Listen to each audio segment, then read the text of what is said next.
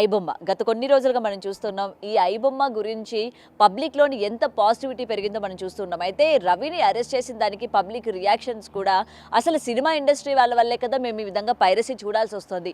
వాళ్ళు అంతంత రేట్లు పెట్టడం కావచ్చు, లేకపోతే థియేటర్‌కి వెళ్ళిన తర్వాత ఒక ఫ్యామిలీ వెళ్ళాలంటే ఎంత ఖర్చవుతుందో అందరికీ కూడా తెలియని విషయం కాదు. దానివల్ల ఈయన చేసిన తప్పుని మేము తప్పులాగా చూడట్లేదు అని చెప్పి పబ్లిక్‌లో ఉన్న రియాక్షన్ గురించి తెలుసుకుంది. ఇవాళ మనతో పాటు సీనియర్ జర్నలిస్ట్ దుర్గా వడ్లంనేని గారు ఉన్నారు.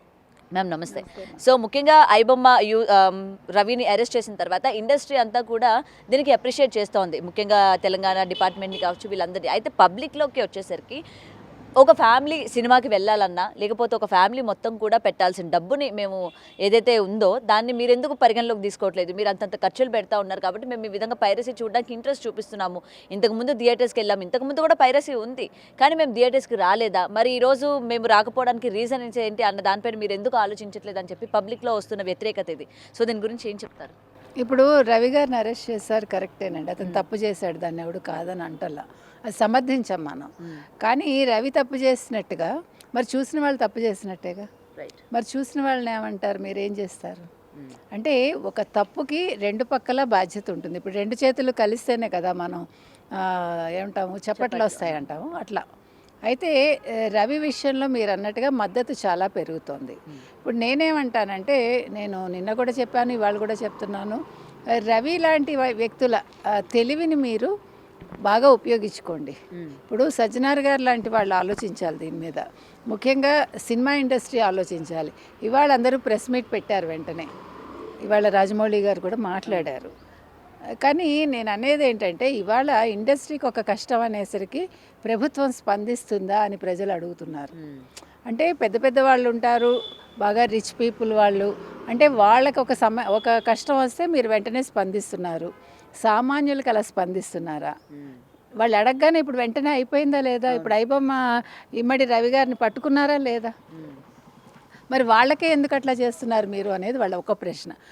రెండోది, ఇవాళ మన ఇమ్మడి రవి విషయంలో తీసుకుంటే కనుక అయితే, అతను తను చిన్నప్పటి నుంచి పడ్డ కష్టాలతో కావచ్చు, భార్య అత్తగారు పెట్టిన ఆ టార్చర్తో కావచ్చు, డబ్బు సంపాదించాలనే అంటే ఒక వెర్రి అంటాం మనం, ఆ వెర్రిలో అతను తప్పుడు మార్గంలోకి వెళ్ళాడు. ఇప్పుడు రవి తప్పుడు మార్గంలో వెళ్ళినప్పుడు దాన్ని సమర్థించిన వాళ్ళందరూ కూడా ప్రజలేగా. అందరూ మధ్యతరగతి వాళ్ళు, దిగువ మధ్యతరగతి వాళ్ళు. ఇప్పుడు దిగువ మధ్యతరగతి కావచ్చు, మధ్యతరగతి కావచ్చు, ఇవాళ చూడండి, మీరు ఎవరిని అడిగినా, మహిళలు కావచ్చు, పురుషులు కావచ్చు, యువత కావచ్చు, మేము రవికి సపోర్ట్ చేస్తాము, మీరు రవిని అరెస్ట్ చేయొద్దు. ఎందుకనంటే రవి మా కోసం చేశాడు, అది మీరు రేట్లు పెంచటం వల్ల ఇది జరిగింది. సో మొత్తం కారణం అంతా కూడా మూల కారణం మీ దగ్గర పెట్టుకుని మీరు ఇవాళ రవిని ఎందుకు అంటారు, రవిని ఎందుకు అరెస్ట్ చేస్తారు అని అడుగుతున్నారు. కాబట్టి ఇక్కడ చేయాల్సింది ఏంటంటే, ఈసారికి రవిని క్షమించేసి వీళ్ళు, అంటే ఇండస్ట్రీ ఒక నిర్ణయం తీసుకుని, సరే ఇప్పుడు మీ డబ్బులు మీకు వచ్చేసాయిగా, మీ 3,000 కోట్లు మీకు వెనక్కి వచ్చేస్తాయి. ఇప్పుడు అతని అకౌంట్లో ఉన్న డబ్బులన్నీ తీసేసుకుంది ఎవరు, పోలీస్ డిపార్ట్మెంటు. సో మరి ప్రపంచంలో మీరు చూసుకుంటే, ప్రపంచం కాదు, భారతదేశం కాదు, లేదు మీరు ఆంధ్రప్రదేశ్ తెలంగాణ రాష్ట్రాల్లో ప్రజలు ఏమడుగుతున్నారంటే, ఇవాళ ఎమ్మెల్యేలు ఎంపీలుగా చెలామణి అవుతున్న వాళ్ళలో చాలామంది తప్పులు చేయలేదా, బ్యాంకుల్ని మోసాలు చేయలేదా, ఫ్రాడ్లు చేయలేదా, అవినీతి చేయలేదా, వాళ్ళందరూ హ్యాపీగా తిరగట్లేదా అని అడుగుతున్నారు. ఎవరో దాకా ఎందుకు ఆర్థిక నేరాలు చేసిన జగన్మోహన్ రెడ్డే ఉన్నారు. అంటే ప్రజలు ఇవాళ ప్రశ్నిస్తున్నారండి. సోషల్ మీడియా వచ్చాక వాళ్ళకి ప్రశ్నించే దానికి ఒక ప్లాట్ఫామ్ దొరికింది కాబట్టి వాళ్ళు అడుగుతున్నారు. మరి వాళ్ళందరినీ మీరు క్షమించి, మీరు ఎమ్మెల్యేలు ఎంపీలుగా చేసి, మీరు మీ పార్టీల్లోకి వాళ్ళు జంప్ అయితే తీసుకుంటున్నారుగా. అందుకని రవి విషయంలో మీరు పెద్ద మనసు చేసుకుని, సినిమా ఇండస్ట్రీ కావచ్చు, లేకపోతే పోలీస్ శాఖ కావచ్చు, సైబర్ నేరంకి సంబంధించిన విభాగం వాళ్ళు కావచ్చు, రవికి ఒక అవకాశం ఇచ్చి అతని తెలివితేటల్ని మీరు మీ సైబర్ క్రైమ్లో ఉపయోగించుకోండి అని ప్రజలు అడుగుతున్నారు. అండ్ ఇంకొకటి మేడం, ఇక్కడ రవిని అరెస్ట్ చేసి అండ్ మూవీ రూల్స్ అని సేమ్ ఎలాంటిది ఇంకొకటి కూడా ఉంది. మరి ఆ నిర్వాహకుడిని ఎందుకు అదుపులోకి తీసుకోలేదు? కేవలం రవి ఎందుకంటే ఒక ఛాలెంజ్ విసిరాడు కాబట్టి, ఇది మీరు ఇప్పుడు మేము దీన్ని కానీ పట్టుకోకపోతే ప్రజల్లో మా గురించి ఏమనుకుంటారు, మేము ఏ విధంగా పోర్ట్రే అవుతామని చెప్పి ఒక సవాల్గా తీసుకొని రవిని మాత్రమే అరెస్ట్ చేశారా, లేకపోతే వేరే వాళ్ళని అరెస్ట్ చేయకపోవడానికి రీజన్స్ ఏంటి? అంటే తమిళనాడులో మీరు చెప్తున్నారు 2 సైట్లు ఉన్నాయి వాళ్ళకి. యాక్చువల్గా వాళ్ళ ద్వారానే రవి ఇందులోకి వచ్చాడు. కాకపోతే ఏంటంటే, ఈ బెట్టింగ్ యాప్స్ అనేది ఒక ఇన్వాల్వ్ ఇన్వాల్వ్మెంట్ ఉంది కాబట్టి ఇక్కడ ఇది పెద్ద విషయం కూడా అయింది. వాళ్ళ ప్రభుత్వం సరిగా పట్టుకోలేకపోయింది, వదిలేసింది ఒక రకంగా చెప్పాలంటే. వాళ్ళ మీద చాలా కంప్లైంట్స్ వెళ్ళాయి, చాలా ఇది జరిగింది, కానీ వాళ్ళు ఎవరిని అరెస్ట్ చేయలేదు మీరు అన్నట్టుగా. ఇవాళ ఇక్కడ ఛాలెంజ్ ఒకటి, తర్వాత ఇవాళ తెలుగు సినిమా ఇండస్ట్రీ నెంబర్ 1గా ఉంది కాబట్టి తెలుగు సినిమా ఇండస్ట్రీ నుంచి పెద్దలు వెళ్ళి కలవటం వల్ల వెంటనే స్పందించారా అని ప్రజలు అడుగుతున్నారు. రెండోది మీకు సివి ఆనంద్ చాలా చేశారు, ఒక 75% పైగా ఆయన కృషి ఉంది. తర్వాత సజ్జనార్ గారు వచ్చాక ఇది ఒక కొలిక్కి వచ్చింది ఈ అంశం అనేది. సజ్జనార్ గారిని ఆ విషయంలో అందరూ అభినందిద్దాము. అదేవిధంగా సివి ఆనంద్ గారిని కూడా అభినందించాలి ఈ విషయంలో. ఎందుకంటే ఒక ఇనిషియేటివ్ తీసుకుని మీరు అన్నట్టుగా ఛాలెంజ్ విసిరారు కాబట్టి పట్టుకున్నారా, వాళ్ళు పట్టుకోకపోయినా మీకు పోలీస్ శాఖ మీద సదభిప్రాయం ఉంది ప్రజల్లో. ఎందుకంటే మనం కొన్ని విషయాలు ఒప్పుకోవాలి. కేసీఆర్ గారు వచ్చాక పోలీస్ శాఖను పట్టించుకున్నారు ఆయన, వాళ్ళకి వేతన సవరణ జరిగింది, ఆ తర్వాత కుటుంబాలు రిక్వెస్ట్ చేసే సెలవు కూడా మంజూరు చేయడం జరిగింది అప్పట్లో. ఆ తర్వాత దాన్ని ఈ ప్రభుత్వం కూడా కొనసాగించటం. ఇవాళ తెలంగాణ పోలీసులను ఎవరు తక్కువ అంచనా వేయట్లేదు, వాళ్ళు ఆ రకంగా భావించక్కర్లేదు. చాలా మంచి పేరు ఉందండి ఆంధ్ర పోలీసులకు కావచ్చు, తెలంగాణ పోలీసులకు కావచ్చు.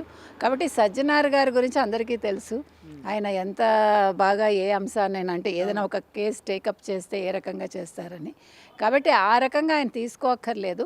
కాకపోతే ఏంటంటే సజ్జనార్ గారు తమకుండే ఆ విస్తృత అధికారాలని కొంచెం దాన్ని ఉపయోగించి రవి విషయంలో ఇంకోసారి ఆలోచన చేస్తే బాగుంటుంది. అదేవిధంగా చిత్రసీమ కూడా ఆలోచించి 3,000 కోట్లు వెనక్కి తీసుకున్నారు కాబట్టి ఒక్కసారి ఆయన ఫ్యామిలీని, ముఖ్యంగా తండ్రిని తల్లిని ఆలోచించి, ఎందుకంటే తండ్రి కూడా బాధపడుతున్నారు కాబట్టి వాళ్ళు ఏమన్నా దాని మీద ఆలోచిస్తే బాగుంటుంది. అతనికి ఒక అవకాశం ఇచ్చి నెక్స్ట్ టైం తప్పు చేస్తే మీరు అసలు క్షమించక్కర్లా, చిన్న వయసు కాబట్టి ఆలోచించమని చెప్తున్నాను. అండ్ ఫైనల్లీ మ్యామ్, ఇప్పుడు ఇది ఆపేస్తున్నాము అని చెప్పారు కాబట్టి ఇక మీదట జనాలు థియేటర్స్ వరకు వెళ్ళి సినిమా చూసే అవకాశం ఉందంటారా?